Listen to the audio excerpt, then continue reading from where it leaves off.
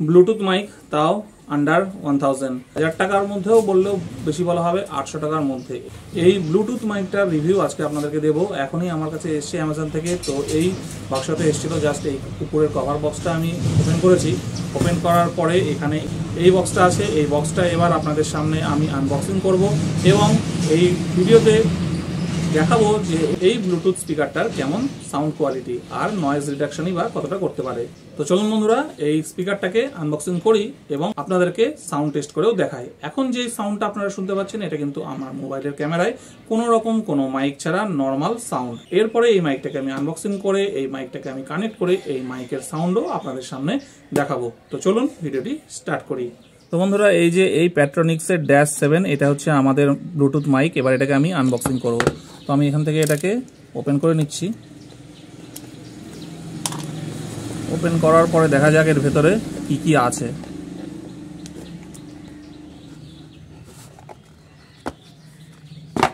তো এখানে প্রথমেই একটা কিছু ওয়ারেন্টি কার্ড দিয়েছে। এটা ওয়ারেন্টি কার্ড, এটাকে সরিয়ে দিলাম। এটা ইউজার ম্যানুয়াল, এটার প্রয়োজন এখন হয়তো হবে না, পরে দেখা যাক।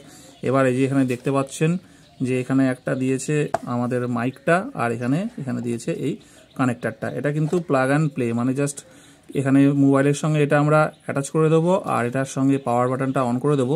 এই যে এখানে এটা পাওয়ার বাটন আছে, এই যে এটা পাওয়ার বাটন দেখতে পাচ্ছেন। এটাকে অন করে দিলে কিন্তু অটোমেটিক কানেক্ট হয়ে যাবে, আর কোনো কিছু কিন্তু কোনো প্রয়োজন পড়বে না। আর এইখানে আছে এই যে টাইপ সি চার্জার, এখান থেকে কিন্তু আমরা চার্জ করতে পারবো। তো দেখি চার্জারটা কোথায় আছে, এর ভেতরে কোথায় রেখেছে। তো আশা করি এর ভেতরেই থাকার কথা। তো দেখা যাক, এটাকে আমি তুলে এর ভেতরে চার্জারটা কোথায় আছে দেখি।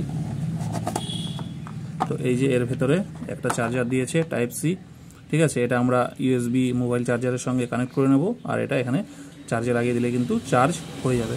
তো এটাতে কিন্তু আমাদেরকে চার্জ দিতে হবে। এখানেও চার্জ দেওয়ার জায়গা আছে, কিন্তু অটোমেটিক এটা মোবাইলের সঙ্গে যখন কানেক্ট করব মোবাইল থেকে কিন্তু চার্জ নিয়ে নেবে, ঠিক আছে। তো এই দুটোই আমাদের জিনিস আছে, আর এখানে একটা ইউএসবি কেবল আছে, জাস্ট এতটুকুই। এবার তো চলুন বন্ধুরা, আমরা এটাকে সাউন্ড টেস্ট করে দেখি যে এটার সাউন্ড কোয়ালিটি কেমন এবং নয়েজ রিডাকশনটা কেমন করছে এবং কতটা রেঞ্জে করছে।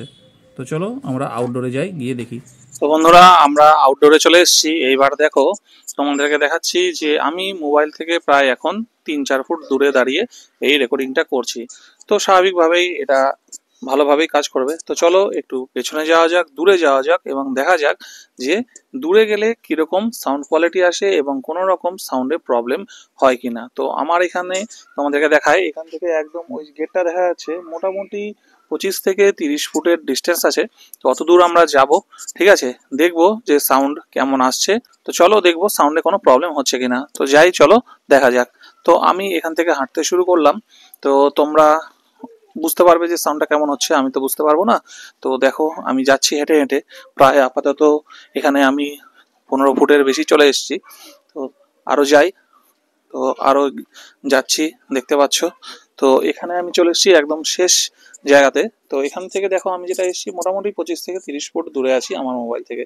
তো এখান থেকে যদি সাউন্ড কোয়ালিটি ভালো আসে তাহলে বোঝা যাবে যে এর কিন্তু সাউন্ডের যে রেঞ্জটা আছে ক্যাপচার করার, সেটা বেশ ভালোই। কারণ এর থেকে বেশি ডিস্টেন্সে হয়তো আমাদের প্রয়োজন হয় না ভিডিও, মোবাইল থেকে এত দূরে এসে ভিডিও করার। ব্লগিং করলেও এতটা দূরত্ব দরকার হয় না, এতটুকু ম্যাক্সিমাম 25-30 ফুট দরকার হয়। তো চলো এবার আবার যাই, দেখো সাউন্ড কোয়ালিটিটা এখনো ঠিক আছে কিনা। তো যদি সাউন্ড কোয়ালিটি ভালো থাকে তাহলে বুঝতে পারবে যে সাউন্ড মাইক্রোফোনটা ঠিকঠাক কাজ করছে। আর মাইক্রোফোনের সাউন্ড কোয়ালিটি, নয়েজ রিডাকশন সেটা কেমন, সেটা তো তোমরাই বলবে। কারণ আমি যেখানে ভিডিও শ্যুট করি এটা আমার বাড়ির উঠোন, চারিদিকে গাছপালায় ভর্তি, বুঝতেই পারছো। প্রচুর পাখির ডাক এবং বাড়ির সামনেই রাস্তা, সেখান থেকে অনবরত ট্রাক্টর, টোটো, বাইক যাচ্ছে, তাদের শব্দ। তো এই শব্দগুলো যদি তোমরা পাও তাহলে জানবে যে নয়েজ রিডাকশন ঠিকভাবে হচ্ছে না। আর যদি এই শব্দগুলো তোমরা না পাও তাহলে জানবে যে নয়েজ রিডাকশনটা ঠিকঠাক ভাবেই হচ্ছে, ঠিক আছে। তো এটাই ছিল প্যাট্রনিক্স -7 এর রিভিউ। আর এটা রেটিং যদি তোমরা আমার কাছে চাও, আমি এটাকে ওভারঅল রেটিং দেব 10-এর মধ্যে 6, ঠিক আছে। কারণ এই বাজেটে এর থেকে ভালো কিন্তু কিছু পাওয়ার আশা করাটা ভুল। কারণ 750 টাকা মানে আন্ডার 800-এ এরকম মাইক্রোফোন কিন্তু মানে যেটাকে ভালোই বলা যায়। কারণ তোমরা যদি আশা করো যে 10,000, 20,000, 30,000 টাকা দামের মাইক্রোফোনের মতো পারফরমেন্স 800 টাকার মাইক্রোফোন দেবে, তাহলে সেটা কিন্তু একটা ভুল ধারণা বা ভুল এক্সপেকটেশন। সেই জন্য তো যার যেরকম দাম তার কাছ থেকে সেরকম পারফরমেন্সই আমরা পেতে পারি। তো দাম হিসাবে এটার পারফরমেন্স ওভারঅল ভালো বলাই চলে। সে বাদ বাকি তোমরা ডিসাইড করবে এবং তোমরা ভিডিও সাউন্ড কোয়ালিটি শুনে বলতে পারবে যে তোমাদের কেমন লাগলো। তো বন্ধুরা, ভিডিওটি ভালো লাগলে অবশ্যই একটা লাইক করো আর চ্যানেলটাকে সাবস্ক্রাইব করে রেখো, যাতে পরবর্তী সময়ও এরকম আরও নতুন নতুন জিনিসের রিভিউ বা আনবক্সিং তোমাদের সামনে আনতে পারি। ততদিন ভালো থেকো, দেখা হচ্ছে পরের একটা ভিডিওতে।